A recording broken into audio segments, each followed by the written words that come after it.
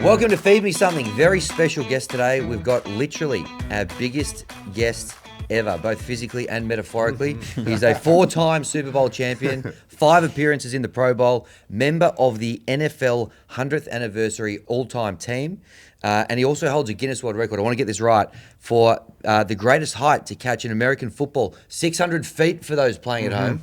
Welcome to Feed Me Something, Rob Gronkowski.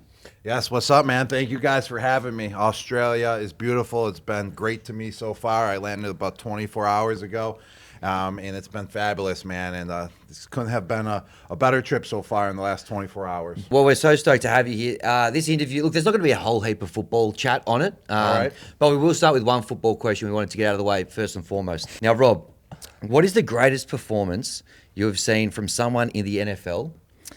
And why is it Bill Belichick landing a girlfriend 48 years his junior? Well, Bill Belichick is a gangster. Yeah. Yeah, and, he got a revived life right now ever since he stopped coaching in the NFL. He's a whole different person now, and I love it. He's bringing a whole different perspective to his life. So you got to give him credit, you know. It's pretty wild, just to see him out there running around with a young girl like that. Gives everyone else hope as well. It does. Yes, it's definitely an inspiration, no doubt about that. When I'm 80, hopefully I have a 25-year-old girlfriend now. So I'm sure you're going to do Coach just fine. Belichick's, I'm going to be just fine. Yeah, I'm proud of him. You want to know why? Because he left the game of football, and after he left the game of football, the NFL, he kind of like switched his mentality. It was all just football, coaching.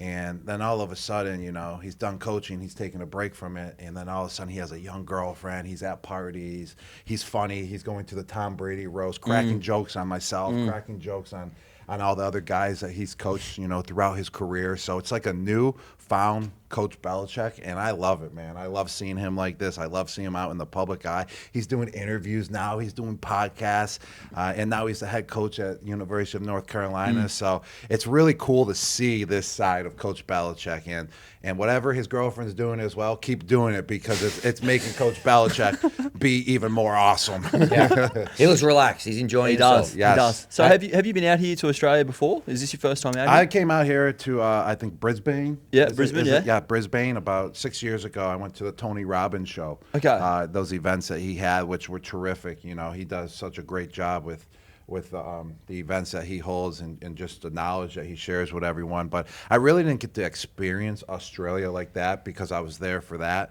and I was just in Brisbane. I was going to his events and just going back to the hotel. So this is my first time truly experiencing Melbourne and like what Australia really brings to the table, and it's been great, man. What are you most excited? Is there something you really want to tick off the bucket list while you're here? Not really, man. No? Oh, but there is. What? There's one thing. There is one thing that I wanna do. Yeah. /C. Yes. I want to hang out with a kangaroo. What do you mean hang out? What does that mean? I want to at least see a kangaroo. see a kangaroo. And if I have the possibility to hang out with it, then like walk up to it, stand 5 feet away from it, take a picture. Yeah. Like that would be the check mark that completes the whole entire trip. Yeah. Okay. Well, be careful. They can be a bit aggressive. They Pretty can. full on. I heard Yeah. they can throw some serious vicious punches They at can. you as well. Some kicks. Yep. I kind of want to hang out in the pouch that that they have that they carry their babies around. Okay. So if I can possibly fit in one of those pouches, it would have to be about a 12-foot kangaroo then. Yep. Which I heard there's some monstrous kangaroos don't know out about there. 12 foot's pretty big though. I don't know Yeah. if they get that big. Well, yeah. Hey, they did it on The Simpsons, so I can't see why that would be Yeah, an issue. exactly. Yeah. That's where my inspiration came from. Now, we want to run you through a couple of clips here and just get your take on a couple of these. Now, All right. Just bear with me. This is Cameron Brody, his roommate's iPad. So let me just make sure nothing too crooks on here. All right. I want to show you this clip first and foremost. We're just going to watch it together, and then we just want to ask you some questions off the back of it. Okay. Well, I see the screenshot with the pause, and it's Steve Harvey's Yes. Lego head. Yes. So I feel like I know where we're going with Yeah, this yeah. one So right now. hit play on that left corner there. There you go. But I'm gonna stare at this for a couple hours. That's pretty slick. That's actually super fly right there. Hey, look. In the meantime, that's hot. Yeah! It's a surprise you like.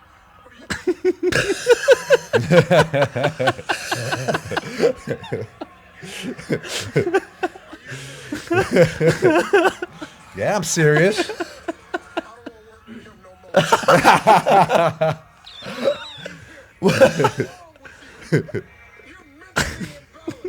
Mentally unbalanced.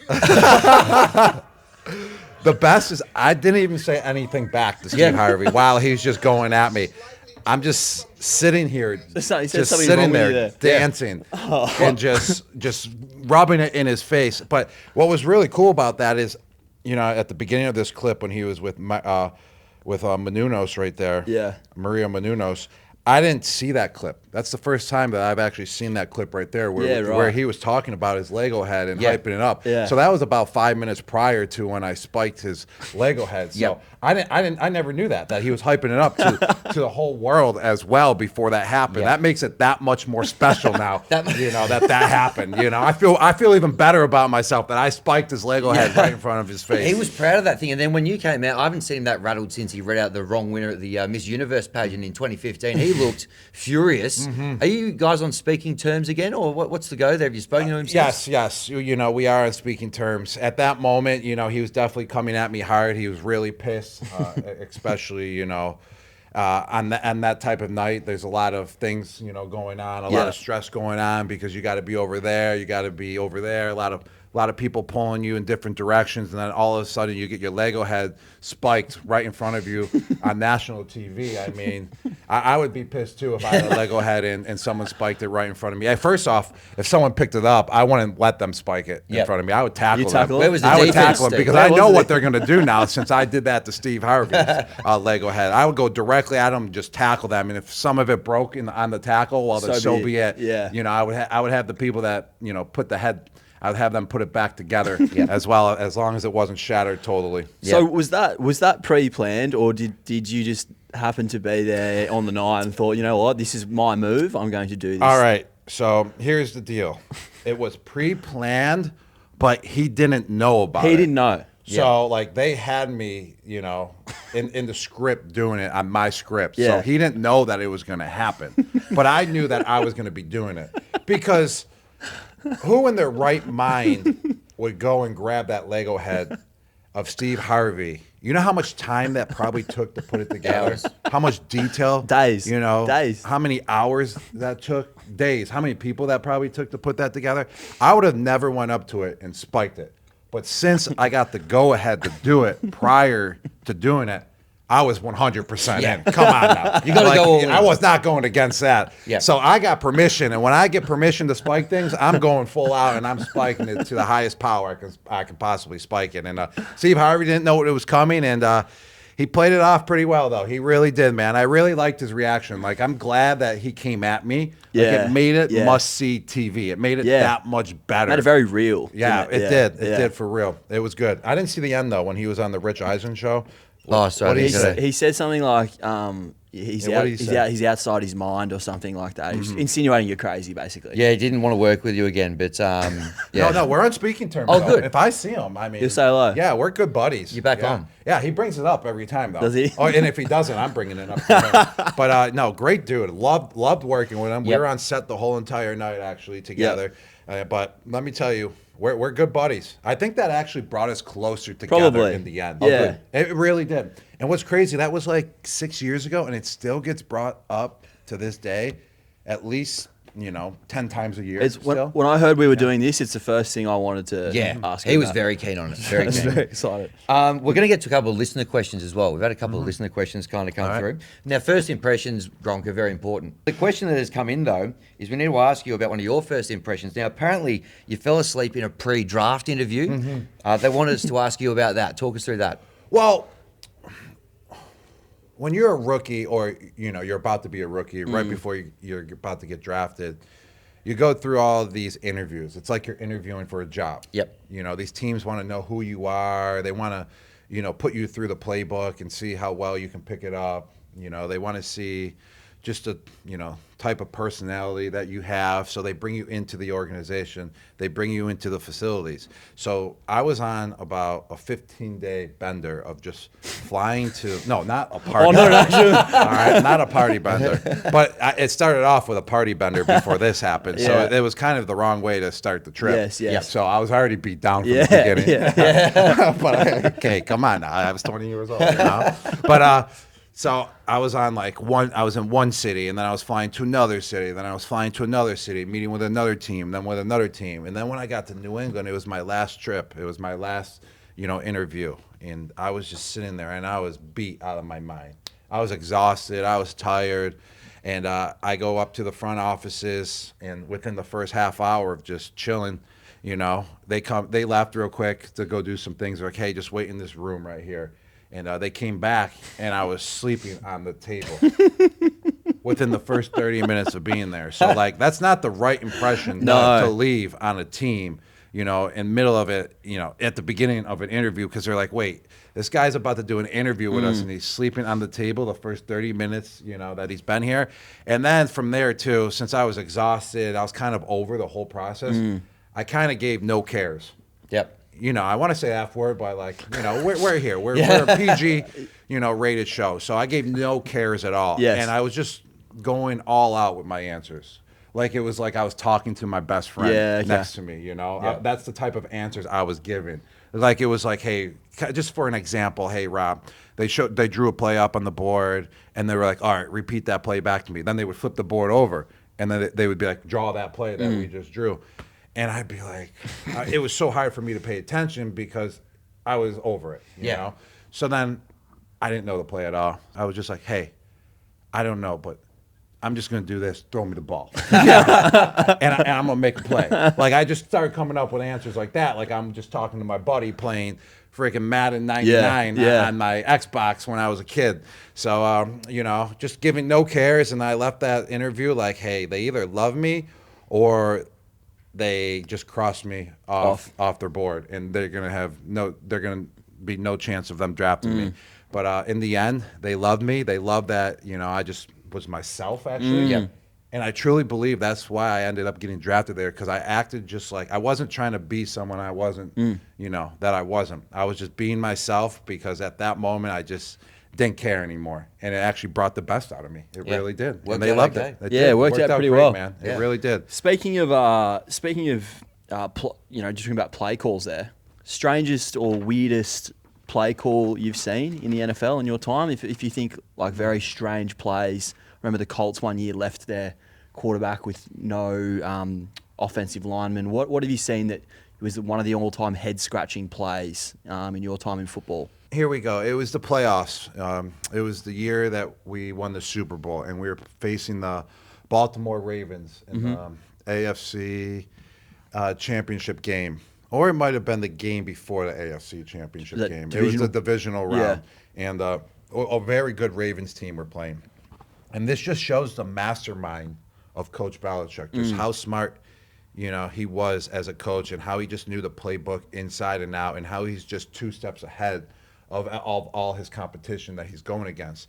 So that week, we designed a play where our other tight end, Who-Man, his name was, great player, great guy, that he was going to line up at the tackle position, and somehow he was going to be eligible, at the tackle position, he was going to be still eligible to go out for a pass, because the tackle was coming over to me on my side, and he was lining up. So we have 2 tackles on the right, lined up next to each other, and then myself. So there's 4 linemen on this side, and then the guard, and then a tight end lined up at the tackle position. And it threw the defense off big time, and they didn't know how to handle it. But Coach Belichick knew the playbook so well that he knew that Who-Man would be eligible to go out for a pass still, even though he's lined up at the tackle position. So Tom dropped, he dropped back. We faked the handoff, so everyone thought it was going to be a run, obviously, because it looked like a running formation.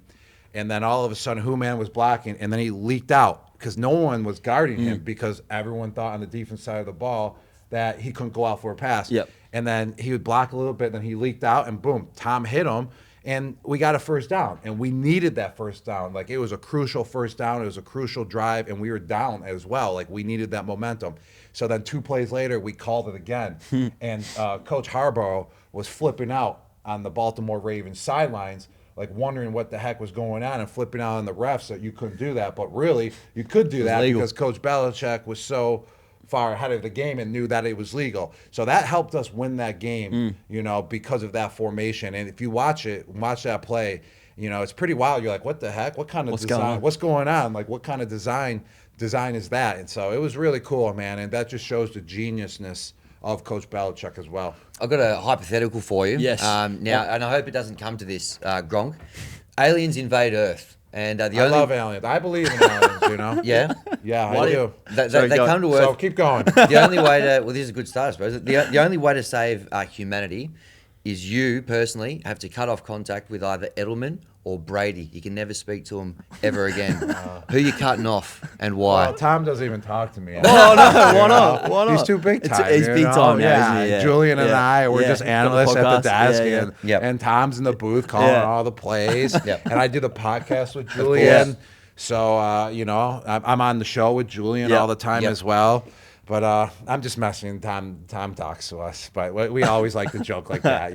That's how close we all are. Is that we can rib on each other, and there's never no worries about it. But if I had to cut one off while playing football, Nah. I would have cut off Julian Well, Edelman. yeah. What about now? What about But now? now, since Yeah. I do so much Yeah. more with Julian, I would cut off. it, Tom. I would cut off Tom. Yeah. Yeah, that's fair. Yeah, that's a fair point right there. Clip that up. That's going to get people talking. Yeah. I know we've got to get you outside to shoot 3 or 4 other things. Really, So I want know- to be here with you guys, man. This is great. You We'll guys let are him the know. best. Actually, tell him- Go tell We're him just that. starting. We're Tell just him getting coming warmed out. up. Yeah. I've just got one more for All you. right, let me hear it. Now, our sport, NRL, is making a play at the USA. Yeah, it's in Vegas. It's in Vegas. It always kicks off in Vegas at the beginning of March. Yes. Yes. Now, our team, one of the teams, the Canberra Raiders, before their game, they always get a celebrity to go and blow the Viking horn. And they've been trying to land a big US celebrity to blow the Viking horn at the game. One of our listener questions was, ask Gronk if he's blowing the Viking horn. Yes, I will not be blowing the Viking horn this year. I'm a little skeptical about blowing a horn as well. That can go a couple ways. Good for sure. Yeah, but It's pretty big. I'm gonna have to watch someone do it first. Yep. But I won't be able to make it this year. But now that you brought it up, I got asked it a few times Yeah. since being here in Australia as well. That it might be a possibility down the road. All right. It really might be. So it sounds like a cool thing. It's if it looks great. cool, I want to watch the person that does it this year. And if Okay. it looks cool, I might be the guy to do it the year after that. Okay. Yes. Hey, they do it every week at their home games in Canberra. So if the bright lights of Vegas aren't enticing enough, maybe the bright lights of Canberra. We get you to come out to There we Australia. go. Maybe I should just wait until I come to Australia and Yeah. blow it at a game. Blow it here at in a Canberra Australia. game. Or I do so great at blowing the horn in Vegas that, hey, they're like, wow, we got to get Gotta him get him out of Australia here. at a game. Like, this guy is legit. And then maybe I'll go in for like a little, a play or two. Oh, okay. Love Come it. back. Yeah. Yeah. Sign with the team right on the spot and just run one play. Love it. Score a touchdown. Is that what it's called here? Try. Try? Yeah. Try a touchdown? Score a try. Score a try. Score a Yep. try. Yeah. 3 letters, 4 Yeah. points. Try. Yeah. And maybe kick the extra point after? Conversion. Conversion. The conversion. Yes. Oh, so it's a touchdown's called a try. Yes. And an extra point's called a conversion. Correct. Yes. All right, man. I'm learning, He's man. getting Thank it. you He's guys getting for the it. knowledge. This is awesome. We live to give. Yeah. We're here to learn. It's been great chatting with you. We know you've got a lot of other stuff to do, so we might leave it there. But Gronk, thanks so much for your time. It's been great to have you for a chat. Hey, no problem. And when you guys are both 75, 80 years old, I'm hoping you guys are rolling around with a 23-year-old as well. Thanks, all right. mate. Thank I feel like you two could pull it off. Pretty on Yeah. brand for him. I don't know how I'll go. Well, you don't know. You got like 50 more years to go. Life changes big time over 50 years. So Yeah, we'll find out, Yeah. I guess. All right. Thanks, Gronk. Thanks so much. Thank you, guys. Thank you.